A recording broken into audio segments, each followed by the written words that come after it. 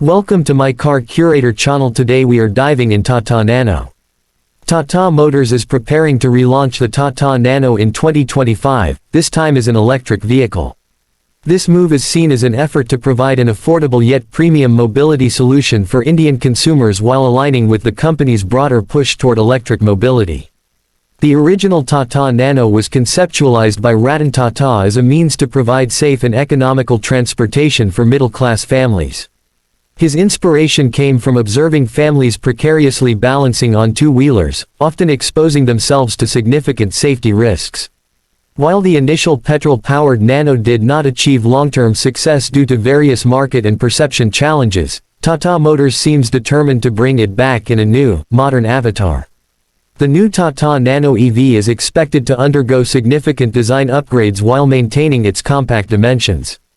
The exterior is likely to feature a more aerodynamic look with a refreshed front fascia, sleeker LED lighting, and modern design elements that give it a contemporary appeal. Inside, the cabin is anticipated to offer a more premium feel compared to its predecessor, with improved upholstery, a touchscreen infotainment system with smartphone connectivity, and advanced digital displays. Tata Motors is expected to integrate modern safety features, including airbags, ABS, and stability control, ensuring that the Nano EV meets current safety standards and provides a secure driving experience. On the performance front, the Tata Nano EV is expected to be equipped with a 20 to 25 kWh lithium-ion battery pack. This battery is estimated to offer a driving range of approximately 150 to 200 kilometers on a single charge, making it an ideal choice for urban commuters.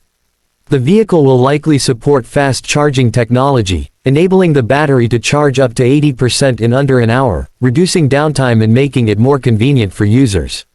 Thanks for watching. Please subscribe to my Car Curator channel.